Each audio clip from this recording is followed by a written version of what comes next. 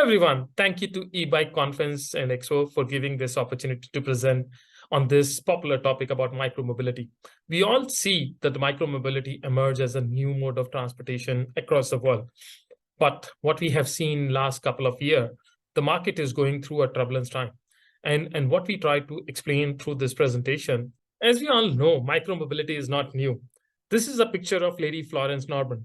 She was traveling on her motor scooter to a London office in 1916. And what you see on the right side is a picture of 2022. We have seen the micromobility has evolved over the period of time. And what we will try to cover in this presentation, focusing on e-scooter. There are different format, different form of micromobility, but our focus in this presentation will remain on the e-scooter.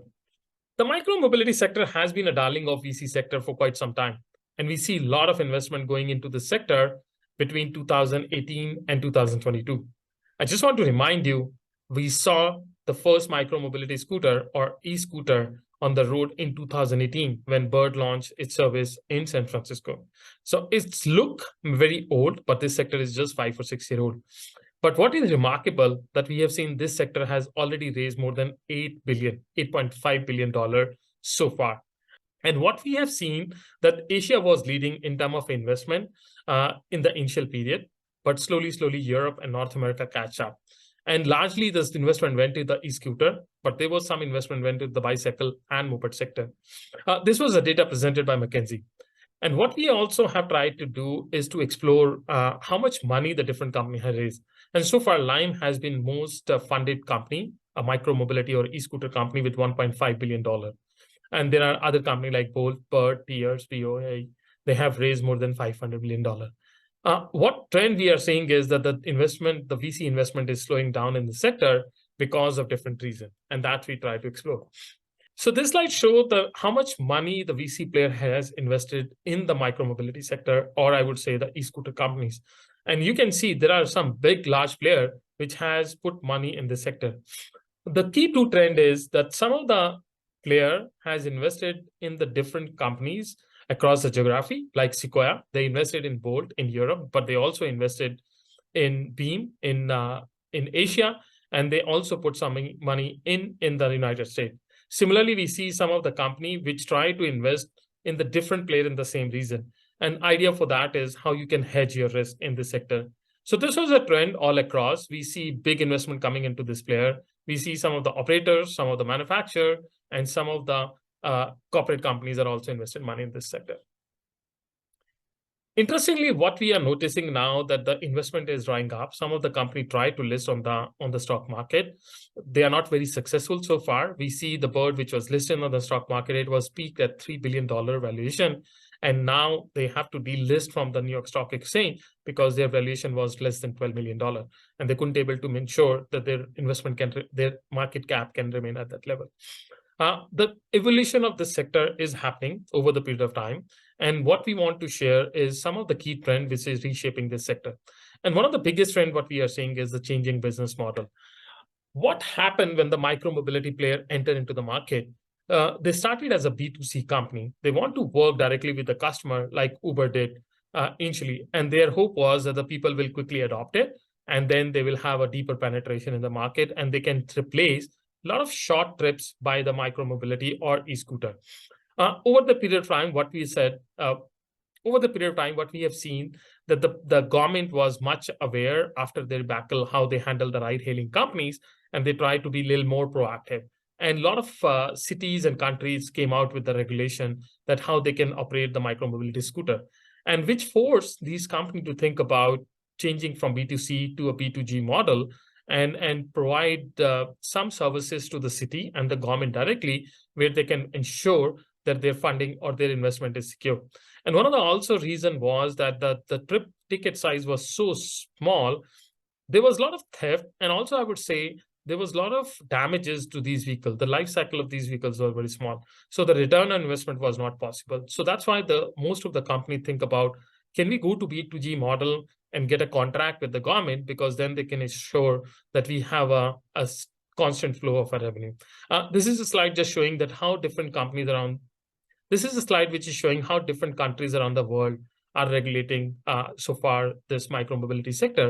And we see a lot of countries and cities are now allowing the private scooter on the public road, but at the same time, many city doesn't allow to operate on the sidewalk. And there is also putting some restriction who can drive these vehicle on the road. The second key trend, what we have seen, is launching subscription-based micromobility service. Initially, the companies were offering per ride kind of a service, but slowly they discover that's not bringing good money, and it's not ensuring the constant flow of money. And they start coining this idea of subscription and allowing people to either lease or operate these vehicles on a monthly basis and charge the customer a monthly price. Again, the idea was how you can bring more revenue into the company and how you can have more predictability about the ride. One of the biggest challenge micromobility company or e-scooter companies are facing, the users of e-scooter.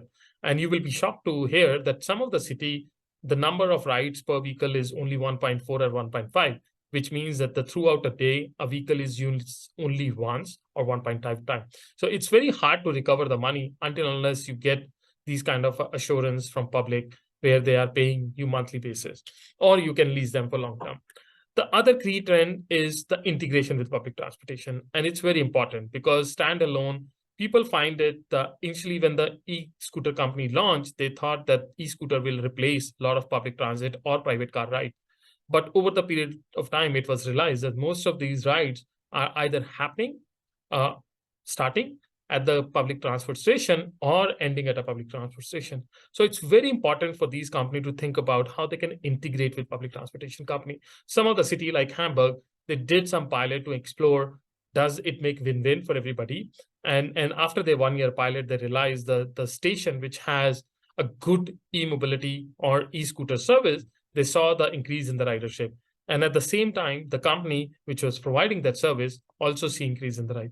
And this is a global trend. And most of the company which are moving from B2C to B2B model, one of their key customers is the public transport companies. The other key trend we are seeing in the market is the vertical integration. And it's very important for the company because actually when a lot of these companies launched their services, they were not the producer, they were not the manufacturer, they were not the designer of these scooter, and they were buying off-the-shelf product from different players. And over the period, they realized that the quality of the scooter was not good. So they have to be part of this whole ecosystem. After launching their initial service, they realized a large part of money lies with the manufacturing or designing or having some kind of a proprietary kind of a vehicle where you can have a distinguished feature. And a lot of these companies start looking on these vertical integration model. What we try to do here, that how you can categorize these companies into three categories: commercial, co-design, and customized. And many of these companies which are commercial are just buying the off-the-shelf product and using it. The co-design player like Tier and Beam, they are not actually buying the vehicle, but they are working with the manufacturer to make sure the vehicle designed by them is produced for them. And then there are companies like Super Pedestrian, Lime, and Bird, which are quite big, and they are looking for more in-house design and customized. And what they have a back-to-back agreement with these manufacturers. One of the interesting fact was that the supply chain constraint has put a lot of pressure on these companies, and they have to make sure that they have some kind of a control over the manufacturing of these vehicles, which has pushed them to think about this vertical integration. And then the biggest question was fleet ownership versus fleet management. Many of these companies started doing everything in-house, but over the period of time, they realized, does it make sense for them to do everything in-house? Should they focus more on the brand building, or should they work everything in-house? And if you see in this slide, there are certain companies which are doing in-house, like Tier, Hellbase, Marty, and Super Pedestrian. They have their whole infrastructure for the battery charging, repair and maintenance, rebalancing of the fleet in-house. But some other company like Lime, Bird, and Beam, they actually outsource these services to other players. And the reason for the outsource is you can better manage the cost. Again, there is a constant discussion about this topic, whether these companies should bring everything in-house or they should outsource. And again, it depends on how much profitability they are looking to get from this business. The other big trend we see that most of these companies are looking how they can monetize their data. As their scooters are spread all over the city, they are looking to earn some revenue from the scooter. And they are looking how they can provide these data about the users, the total mile, the summary of distribution, and the GPS-based neutral movement, and then also provide some kind of a carbon save data to the city, which can help to earn them some money. It's still, I would say, in a very infant stage, because most of these data provided by them to the city is for free, and they not many of them get any permission to sell it. But there are some trend. We see some of the big company which are using this data opportunity and working with private players. In a conclusion, I would want to say that e-scooter segment was at the peak of inflated expectation during 2020, 2019 time, during the COVID, when we see a lot of people were looking for individual service, and they emerged as a good mode because most of people were working home, they were making short trip, and they were at a very high of their peak. And now the sector is going to a thorough of disillusionment. And what we are seeing, there was a big decline in the sector in terms of evaluation of these company, also the funding and investment. And we also see some of the cities and countries are banning these scooter on the road. Now we see, as per the Gartner study, the e-scooter sector is going through the slope of enlightenment. And the slope of enlightenment happen when there is a mass adoption of the service. And with this changing model where they're working with the public transport sector, going to the B2G contract and making sure their business model is profitable. The other big trend we are seeing is that a lot of these companies are now working with a smaller player. In the smaller city, we have a new kind of a player emerging, and those who are providing the service. So we are very hopeful about the whole sector.